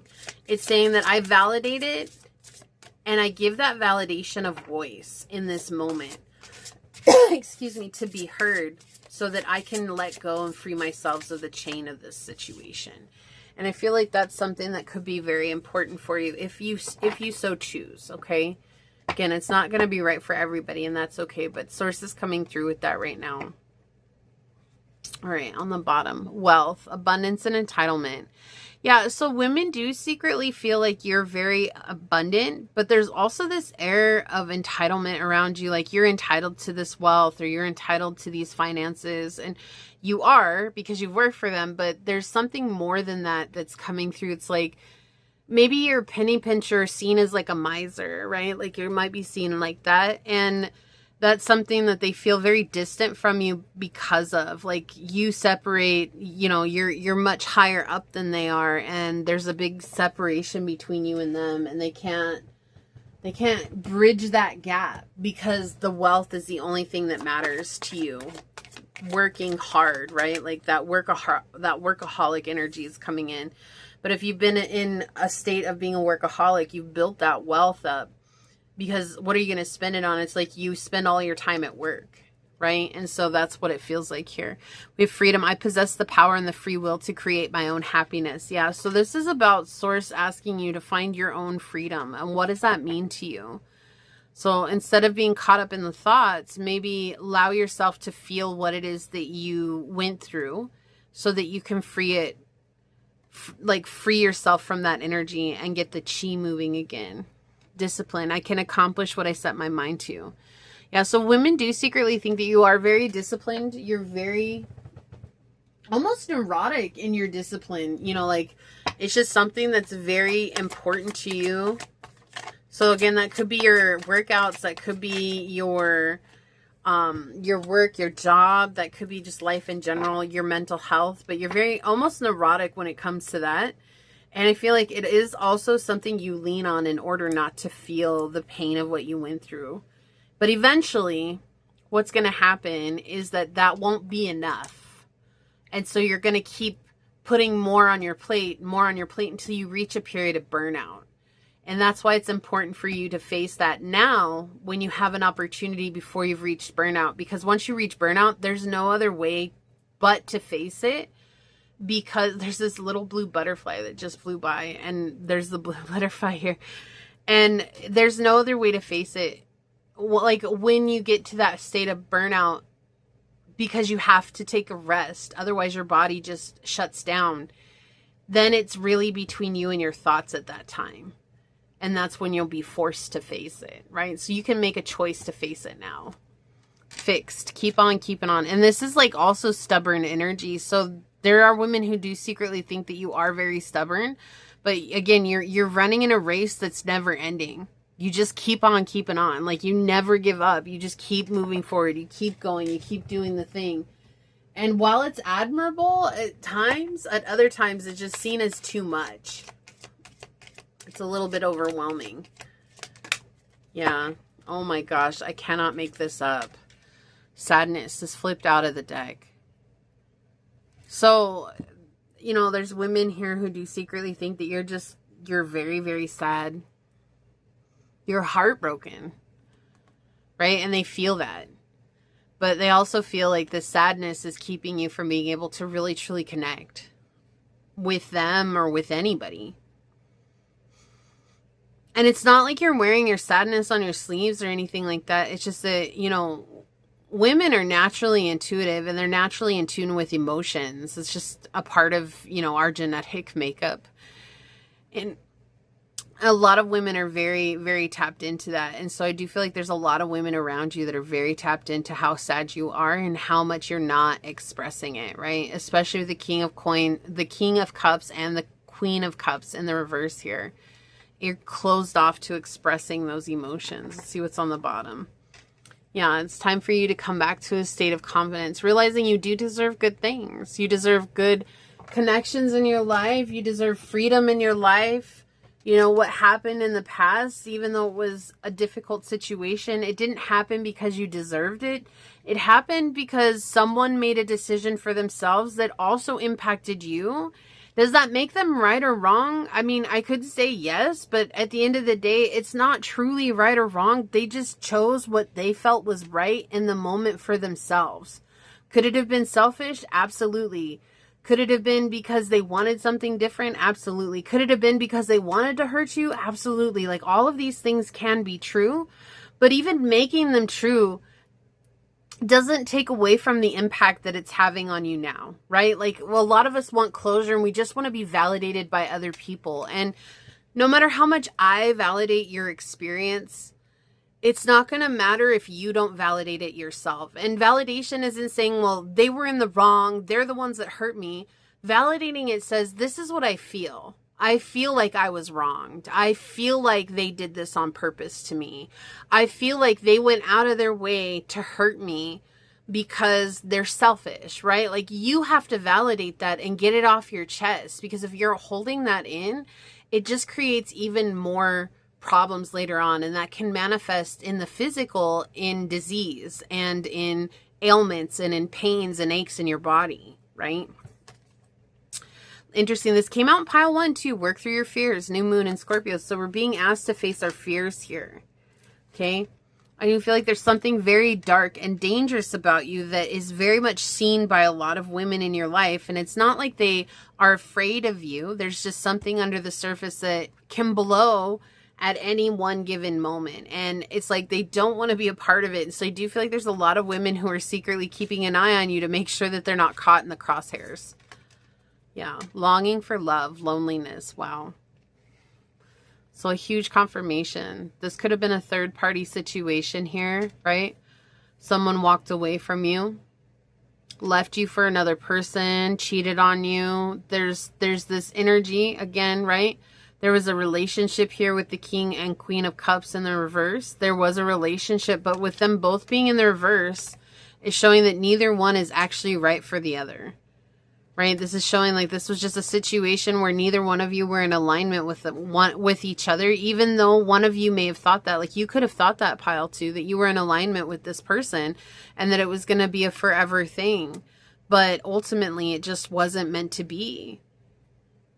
because you both were coming maybe from your trauma, or maybe from your attachment styles, or maybe from, you know, you guys were trauma bonding and you didn't know. And it's not to say that they didn't leave for another trauma bond. They could have very well left for another trauma bond, right? But this element of loneliness. So there are women who do secretly think that you are lonely, that you're longing for love, but that you're still pining after someone from the past. Leo, confidence is key. So I cannot make this up. Confidence is key. And then under this card, we have magic. That's where the magic's at, is believing in yourself. Remembering you didn't deserve this. This is not your fault what happened. It's not because, oh, you did something wrong. It's just something that happened along the journey. Is it right or wrong? Really, putting a right or wrong to it doesn't actually give us closure. You know, and there's a line that just came out on a movie I watched not that long ago. It was actually an anime, and I don't remember the anime. But the guy in there, he was an older guy, and he said, they're like, well, I just wanted closure. And he's like, the purpose of life is not to find closure, isn't it? And that's true. How many times are we left wanting closure from situations in our lives? Like, we want it, but that's not necessarily the point of life. Like, there's so much more to life, and we can garner lessons from what we've gone through in the past, and we can choose to let those lessons be guidance for us, or we can choose to let the circumstance control us and become all we identify with. And the choice is ours. And again, there's no right or wrong choice here. There's just what feels right or wrong for you, and that makes it right or wrong for you. That's it. It doesn't mean that that applies to anyone and everyone else. It just, you have to choose that for yourself, and you have to choose that based on what your intuition is telling you and what you feel is right for you at any one moment, right? And that's what makes it hard, because it's like, we want to be validated. We want to be told that this person was wrong for hurting us, but you're the villain in someone else's story. You could be the villain in their story, just like they're the villain in your story. Right? It doesn't mean that you were the villain. It doesn't mean that they were the villain. What it's showing is that what Source is saying here is that this was not an aligned connection. It just wasn't. There's nothing about this was an alignment. You both were looking in absolutely opposite directions. One was offering their cup to them, right? The king is offering the cup to the queen here, which makes me feel like you could very well be a divine masculine. Again, it doesn't matter. You could be the divine feminine. But the King of Cups was offering his cup to the Queen of Cups, and she was ignoring the cup. But the King of Cups thought, oh, she took my cup, but he's never once looked at her, right? And that's what it's showing here. They're both looking in completely different directions. She's offering her closed cup to someone else, right? To something else. Like, there's no alignment here. Maybe it would have been different here. At least the king and queen were looking at each other, and she was offering the cup to him. And here he's guarding his cup, right? But, I mean, when we look at it this way, this is how it wants to come out. That's the thing. Because we're still going this way. This is, when we look at the bottom of the deck, we're still going into the future position. It's still going towards the future. Okay? So the king hasn't yet learned that it's important for him to observe the partner with whom he's chosen to give his love to. And that's what's happening here, is that there was a lesson that needed to be gained from this for oneself, one's well-being. And I feel like women here, they do secretly think that you have the ability to be very confident with who you are, but that sometimes your confidence is a mask, and that it's hiding the sadness beneath the surface that's very clear in the back of your eyes. It's something that's very clear, and it's being seen through the eyes. It's being seen through the eyes. Okay? So let's take a look at this card. We're going to read this from the book and see what it says. Growth of energy. An opportunity for a new beginning here with the eggs. Right? An opportunity to grow from this topic, from this situation, from this circumstance. That's how we move forward. We grow, we learn, and we move on. So it says, you've been very productive and organized. Very productive, very organized. Okay. Trying to prepare for the next step in life. Your creativity is flowing. You've built a nest. And as you look at your potential, the future no longer seems frightening. Everything is in its place and you are growing the energy for a big new project. The 6 petals and the seed of life signify that a blessing is on your path. And you have to take care and nurture your ideas to see them come to life. This newfound energy is bubbling up and your excitement is lighting up the room. Don't be surprised if people compliment your looks because of your radiant spirit. This card could also mean pregnancy or childbirth. So the affirmation here is, I'm ready for this new adventure. So stepping into a new beginning, this could also be someone that you have children with, and that's why it's been hard for you to move on, specifically 2 children, but it doesn't have to be. It could be 3 children, it could be 4, it could be 1 child. And it's just been really hard for you to move on because for you, there was something that was very final about this connection. And for it to fall apart like that, right, it just left you feeling all different kinds of way. And that's okay. Like, how you feel is how you feel. You have to validate that, pile number 2. But a part of that is being seen by the women in your life.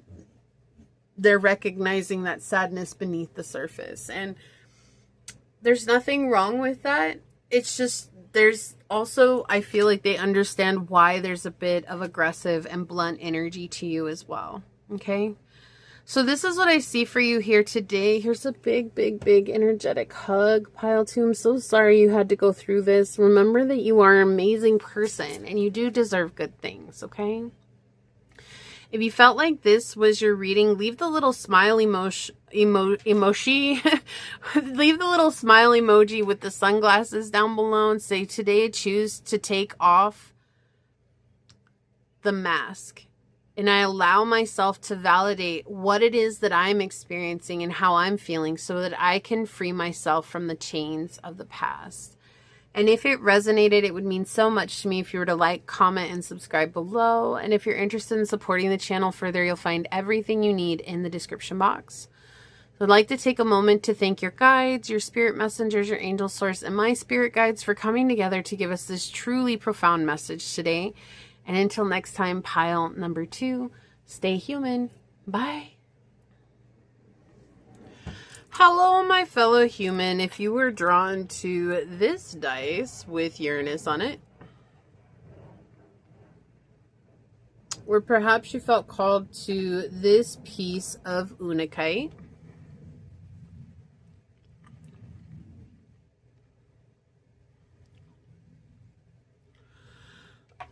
excuse me, or maybe you were drawn to this card during the shuffle. This is going to be a reading on what do women secretly think of you but won't say. We are all here sharing this human experience together, and this I do things differently here on this channel, so there might be triggering statements that do arise on the readings themselves. There is no obligation to force it to fit. While keeping in mind that triggers, oh my gosh, we're going to get there, guys. I don't know what is happening. Okay, triggering statements may arise on the readings themselves. There's no obligation to force it to fit. And remember that triggers are a beautiful blueprint for us to deepen our healing journey. It's weird, as I was getting ready for your reading, I kept feeling like a little bit discombobulated. And so I feel like sometimes you seem like you're lost in thought, but not like lost in thought. Like sometimes you're like all over the place. And so I feel like women do secretly think that you're all over the place. So, okay. If the message does resonate with you, it would mean the world to me if you were to like, comment, and subscribe below. And if you're a returning viewer, welcome back. If you're new here, thanks so much for joining us. Your time, your energy, and your presence is a true gift and a blessing. And I'm deeply honored to be here sharing it with you today. So, yeah, I was getting this like... Maybe you're all over the place. There's also an energy coming in, excuse me, where women do secretly think like you've been abandoned by a lot of people, and that's why maybe sometimes you're all over the place. You're not sure. Like there's an uncertainty of what it is that's going to make you feel like you're accepted in any one given situation. Granted, this might not be all women. This might be one specific woman or a couple of different women in your life. But they do think that like you are searching for a way to be seen and accepted for who you are by the things that you say. And so that might be why you change topics a lot, or like sometimes you have a hard time staying on topic. But let's look into that a little bit more. All right. Pile number 3. What do women secretly think of you but won't say? What do women secretly think of you but won't say? Thank you, Source. All right, we've got the 6th house. We've got Scorpio energy and Pluto. A lot of transformation has happened. That could be why it feels like you have a hard time staying in one place at one time. Like you've just been transforming a lot, integrating, transforming. And so there's differing levels, but it might seem like you're always going like this because of this integration. You know, also I feel like they are secretly thinking like your mental health is the most important thing to you. The candle just went out. I was hoping it would last for your reading, but no, alas, it did not. See, another distraction. That you're distracted. Yeah, women do secretly think that you're distracted. Interesting. Let me get this lit. Please excuse my torch. It's pretty massive. All right. Yeah, and that sometimes that, like, that keeps you from being present with what's going on, or even present with yourself. Like, sometimes you struggle with that. But I do feel like you're in the power. You're in the power. You're in the power of path is what was trying to come out. You're on the path of empowerment right now, and you're learning how to empower yourself in any one given situation, because maybe you are dealing with abandonment wounds. And you're finding a way to accept yourself in any one situation. So it's not necessarily about other people right now. It's about yourself. But to women, it might look like you are trying to fit in or trying to find a way to be seen in those circumstances. Women do secretly think like you are, somebody who is very secretive, and that you've got a lot that you don't share with others. And also women do secretly think that you are someone who might be into the occult, or, you know, like you are maybe into Wicca, or you're a witch, or you're practicing warlock, or you give off those vibes, you give off that aura. And there's some that accept that, and there's others that don't. That you're very mysterious too. There's something about you that's incredibly mysterious. Unhinged just came in. Wow, that was really loud. So some women do secretly think that you're unhinged. And, you know, I always mention when we're looking into these, you know, not to take what comes through personally, because it's not in any one way, shape, or form the truth of your character. We're always tapping into these energies outside of ourselves. It's not us looking into a deeper truth within ourselves, right? And so there's a difference as we approach these readings, and there's something that needs to be said here for that, okay? But I do feel like they do secretly think that you do take your mental health really seriously, but you're also dealing with a lot of pressure. Like you could have a diagnosis of mental diagnosis of some kind. So schizophrenia, paranoid schizophrenic is coming through. Bipolar, depression, manic depressive. You could be on the spectrum. You could have ADHD, ADD. I just heard disassociative, something another, and I didn't hear the second word. Like, maybe you're just, sometimes you just check out from the world or whatever. So I'm not sure if that's actually a thing or not, but that's what came through, something disassociative or something. Yeah, so there's this energy where it's like they do feel like you are working to better yourself, that you're working to align yourself, but also they secretly think that, like, you're not always present, or you're not always there. Like, sometimes you're someone else, or you appear to be someone else. You're very mysterious. You're wearing a mask. But you are working hard on something. Okay, so, I don't know who you're surrounding yourself with. Kind of wild, Pile 3. All right, let's see what we got going on here. Pile 3. It could be family. This could be family coming in and feeling like, you know, you're someone that no one else needs to know about. Like they maybe tried to keep you hidden. That could be also that's something that's piggybacking off of the abandonment wound. Like your family is feeling like, oh, you're the oddball out. Like nobody needs to know about what's going on with you mentally, emotionally, because that's a stain on the family. Wow. What do women secretly think of you but won't say? So that could be specifically like a mother or grandmother or an aunt, a sister, right? What do women secretly think about you but won't say? That's a very specific message. So we've got the Knight of Swords in the reverse, that you're conceited, misguided, not clear, not sure about what you want moving forward, not sure how to move forward. What do women secretly think about you but won't say? Yeah, again, conceited, misguided, unclear. Whoa. Not present. Stuck in your head. Yeah, that you're getting help from some divine cosmic force. That the only reason things are working out for you is because you're getting help from some, like, from God, from source, from the universe. A lot of swords cards here. And they also secretly think that you've outgrown believing in this, believing in the divine, and that, you know, like, this is all a part of your imagination. Like, you shouldn't be believing in this anymore because it's just now you're using it as a way to take advantage of others, or that you're using it as a means to not be accountable for yourself mentally or emotionally. But I actually feel like this is something that has given you a sense of empowerment on your journey, right? Like, so with the Scorpio energy and the Pluto energy, you could have Scorpio highly aspect in your chart. You could have Pluto in the 6th house. You could have Scorpio in the 6th house as well. 6th house in Scorpio. But I feel like this is just saying, like, that's where it's been, you've been grounded because of your journey with the divine, because of your journey with source.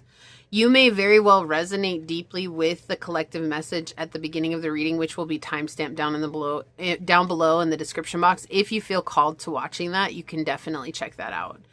But yeah, they're secretly thinking that you've completely outgrown believing in fairy tales. That's what I'm hearing right now. Believing in fairy tales.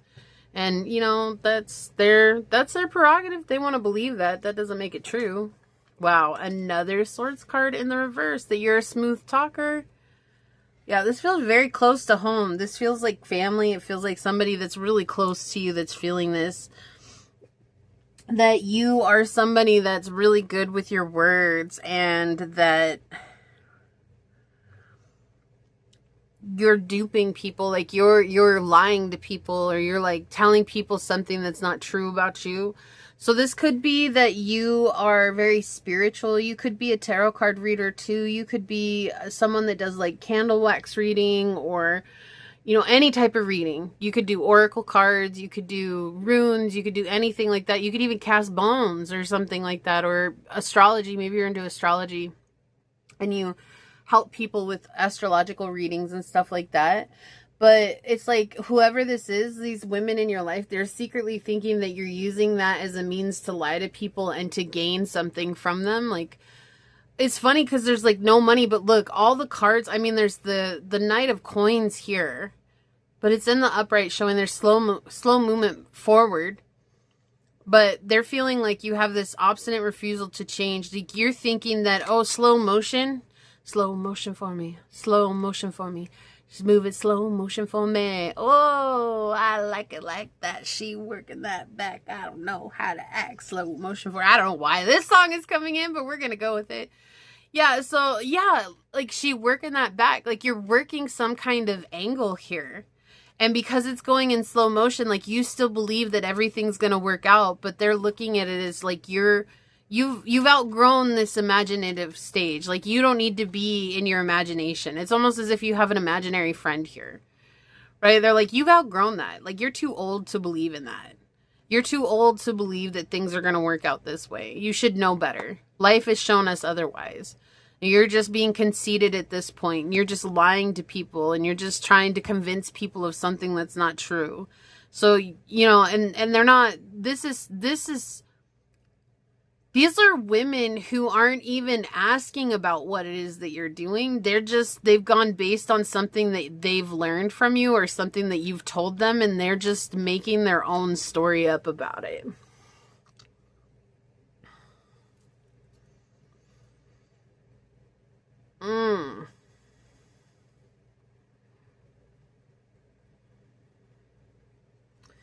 Yeah, this is weird. I have a really weird pain in behind my left boob right now, like in my chest.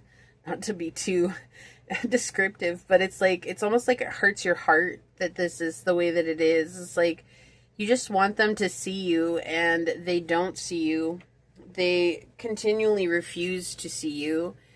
And it could be a feminine sign too, but we're specifically looking at how women secretly see you. And so, again, but this could be a feminine sign. So it could be someone that's a Pisces, Scorpio, or Cancer. This could be someone that is a Taurus, Leo, or Virgo. Taurus, Leo? Okay, they could be a Leo. I don't know why Leo came in, but this could be someone that's a Taurus, a Virgo, or Capricorn is what I meant to say. So it could also be someone that's a Leo because that came out. But for all Swords cards, it's like they're misguided here. And they're stuck in their thoughts, and they think their thoughts are the only truth to reality. And so they're projecting that onto you, and they're refusing to see your side of things here, right? They're very negative. This is their misconception. They feel like you're under delusion here. Like you were injured by life, and that's why you keep, you know, going down this road. And even though, right, like the Two of Swords can be a clear vision, it can be a clear view moving forward, but it just feels like what they're saying is that this is something that you've outgrown and that you are no longer, you know, like you should have gotten over this a long time ago.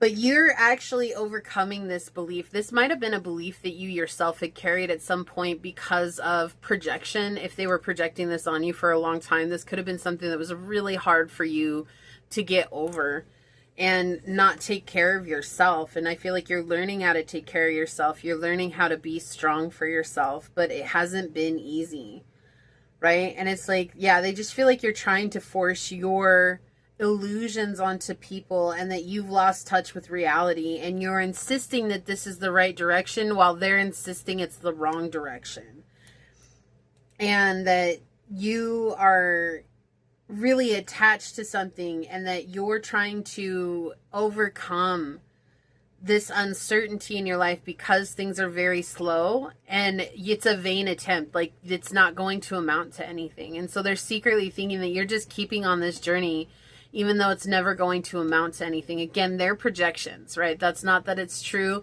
That's not what's happening. It's just that's their projection onto you. So this is some women here who are really close to you or who are in your life or who have access to you in a certain way. And they just think that you're failing and that you're using that failure as an excuse to keep moving forward. Like, oh no, it's just my faith. You know, like I have to trust in the process. I know that everything's going to work out. I know that Source is going to take care of me. I know that things are going to work out in my favor. But they're thinking that, you know, you're seeing it from a very delusional place. Like,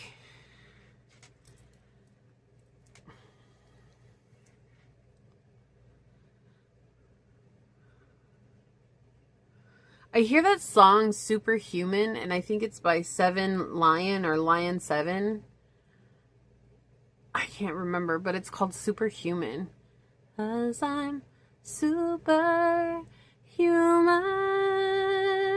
No, it's not a grand delusion.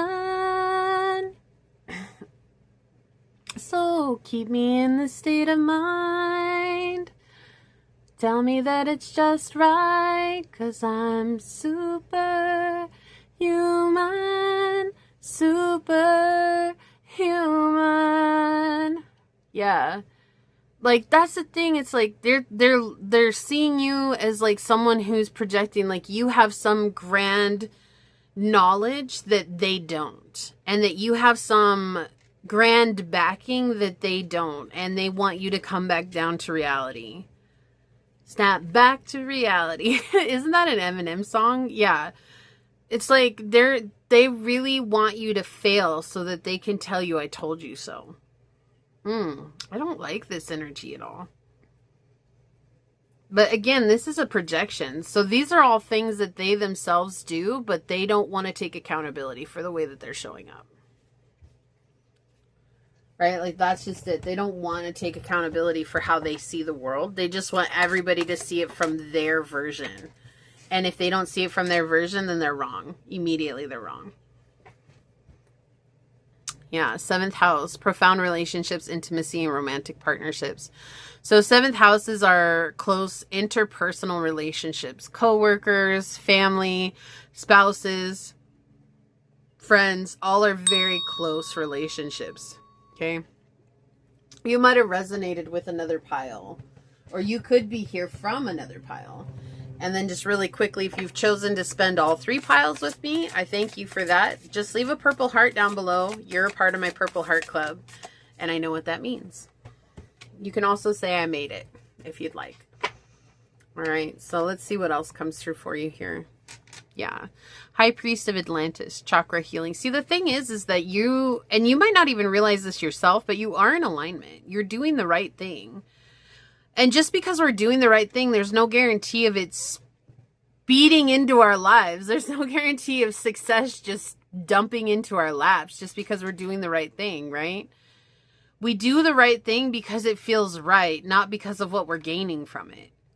And that's what I feel like they don't see it that way. These women, they don't see it that way. They see it as like, oh, you're doing this thing and nothing's happening. And so that automatically makes it wrong.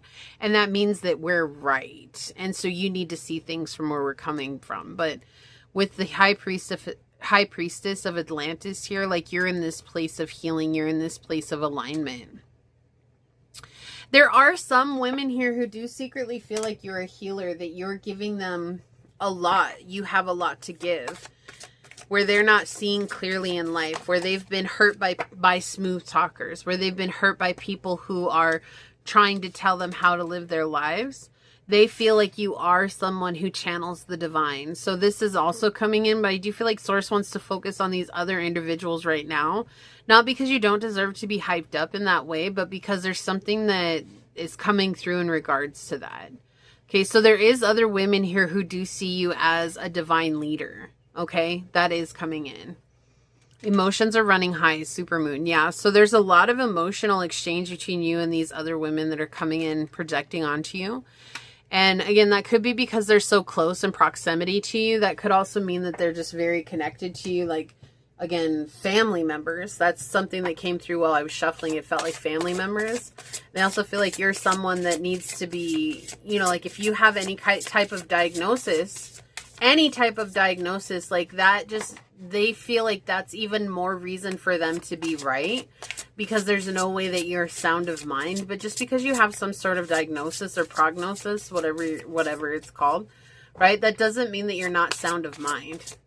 And that's never meant that you're not sound of mind, right? Like, it's just something to face whenever it comes up, and that's okay. It doesn't make you a bad person. It doesn't make you less than deserving. It doesn't mean anything. It's just, this is something you're dealing with on this journey, and you're dealing with it. And we see that with the 6th house coming out, okay? And especially with Scorpio and Pluto following the 6th house, we see that that's something you're facing with shadow work and with trying to focus on healing your well-being and your mindset. We have success coming through here, personal and professional achievement. Yeah, so Source is showing here that success is coming. Like, things are going to balance out for you soon. There's going to be harmony and peace that's coming into your life as well. But also with this image, like, he's looking through the telescope. So it's like showing that you see things for the bigger picture, not for the immediate satisfaction or the immediate gratification, right? I can't get no satisfaction. That's the thing. And it's like, I feel like for them, they're seeing it, oh, well, you're not getting any satisfaction. You're not getting any feedback from this right now that they know of. That doesn't mean it is or it isn't coming, that they know of. And so in their minds, they automatically feel like it's a failure. But Source is showing like this is successful because you're seeing the bigger picture. You're looking for the long run, right? It's like, Like an example would be here on YouTube. You know, everybody's looking to become an instant viral success. But if you become an instant viral success, you're usually a one-hit wonder. So if you choose to do something like YouTube, TikTok, Instagram, or any of those things, you don't look at it for a one-time success. You look at it for the long-time success. So it's I'm in this for the long haul, not for the short haul. Right. And so there's something here that's how you're looking at it. You're in something for the long haul. You're not in something for instant viral or instant success or instant this. Like, you're in it for the long haul. You're looking into the distance. And I mean, he's obviously observing the stars. So that's a really long, like, this is like a lifetime goal for you, right? That's what this feels like. Yeah, imprisonment. Look, persecution and judgment. We see that. Being judged by these women. There's a lot of judgment here. And I feel like you've been imprisoned mentally and emotionally by some of these women that are judging you. Like, this is something that you've had to choose. Was it worth me being judged by them and trying to follow their life lessons, their life plans? Or was it worth it for me to follow what my heart wanted? And that abandonment wound being brought up in the beginning as well, right? Showing us like they could have abandoned you for wanting to do what mattered to you. But the truth is you know your purpose. I know what I'm here to do. You're in your path of purpose. Like, so you're living your path. Let me try that again. You're living your path of purpose, regardless of what they think, they feel, or anything like that. And that's what Source wants you to know. It's like, so I do feel like this energy does get down on you sometimes, which it would for anybody. All right? Especially if this is something that's constant. If this is constantly coming towards you and they're constantly saying things, like, it would get anybody down. So don't beat yourself up for that. But Source wants to remind you that you are in your path of purpose and that there is success here. You're the only one that can keep going. Honesty, yeah, I can't always expect the truth from others, but I can expect it from myself. And it's okay for you to be blatantly honest with yourself. Be blunt. Be radically honest, even if it's uncomfortable. Choosing that for yourself.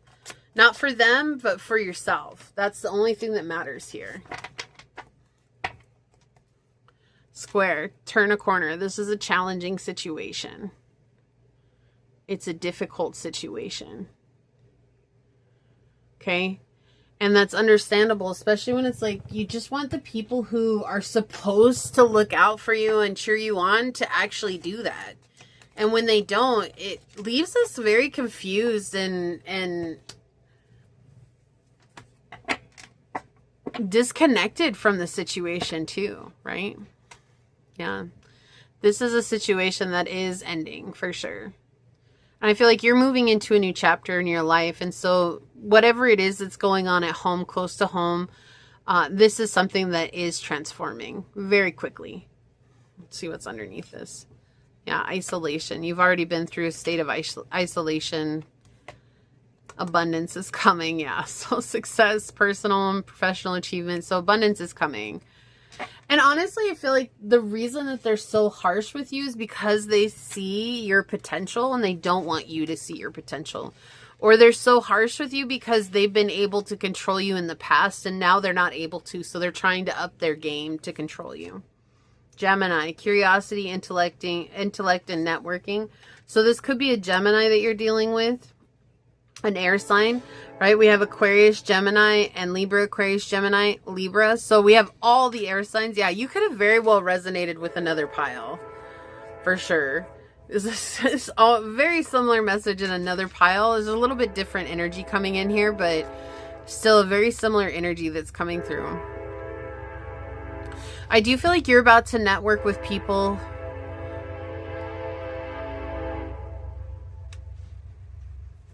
Are we finished?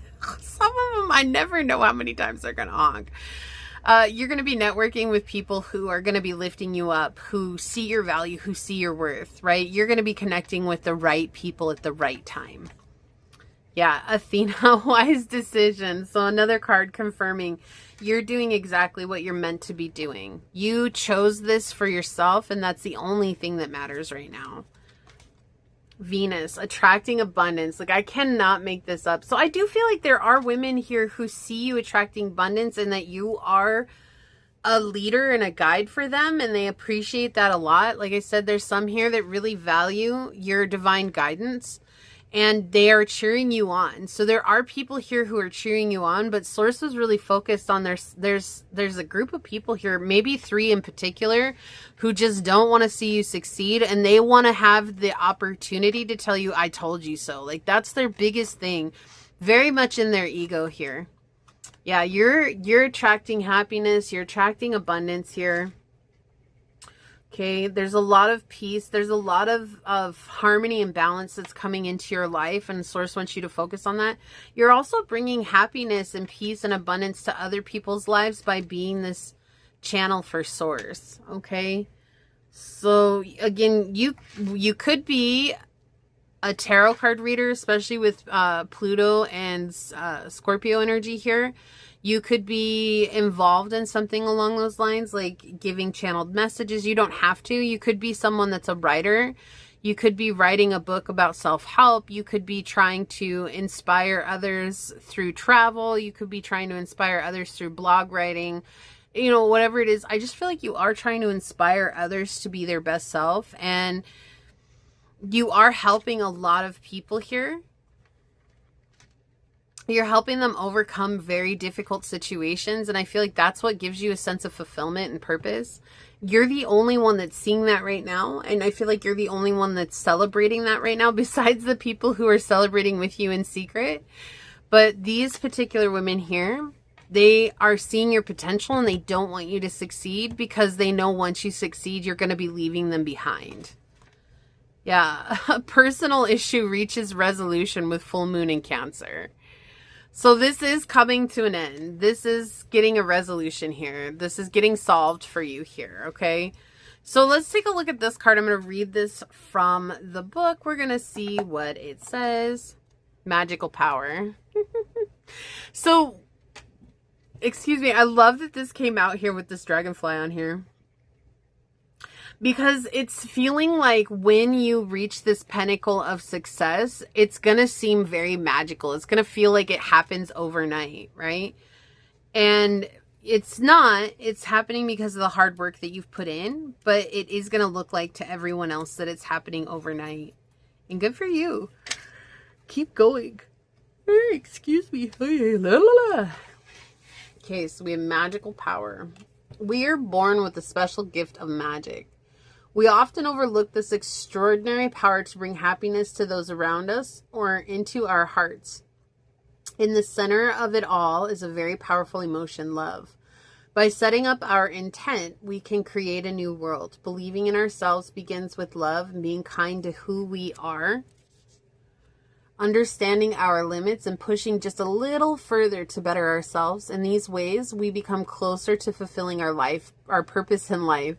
The dragonflies start their life as larvae in the water and later rise up into the air and fly. They are our connection with nature and our guides to the realm of magic. The magic is me is your affirmation. So yeah, you are coming into a very magical time in your life. And I do feel like there are women here that you're inspiring, women that you're helping, women that you are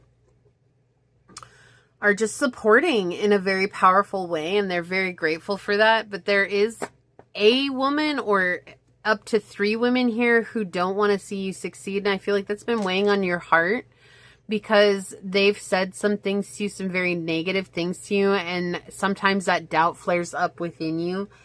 And what Source is saying is just keep going. Whatever it is that you chose to do, I do feel like you do have healing powers about you. So you could be a healer. You could want to do something in healing. You want to do something with the body. You want to do something with the mind. You want to do something to help others, whatever the situation is. You didn't do this for an overnight success. You chose this for a long haul. This was a long-term decision, and to remember that. This isn't about gaining success overnight. It's not even about gaining success so you can say, I told you so to those people, even though that might be nice in the moment. It does carry a lot of heavy weight with it. And so sometimes it's just about realizing The only person you need to prove this to is yourself. And the only way that you can do that, pile number 3, is by continuing to show up for yourself. But you are doing it. There are good things that are coming. And there are women who are cheering you on. Even if they haven't made themselves known, there are definitely women who are thankful and grateful for you being who you are and for the impact that you've had in their lives. So remember that as you keep moving forward. You've got good things coming for you around the corner, okay? So this is what I see here for you today. If you feel like this is your reading, leave a little just smiley face emoji down below and say, today I choose to step into the light of my happiness, knowing that when I feel blissful and at peace, I'm doing exactly what I'm meant to be doing, and that is enough. And if it resonated with you, it means so much to me if you were to like, comment, or subscribe below. And if you'd like to support the channel further, you'll find everything you need in the description box. I would like to take a moment to thank your guides, your spirit messengers, your angel source, and my spirit guides for coming together to give us this powerful message today. And until next time, pile number 3, stay human. Bye.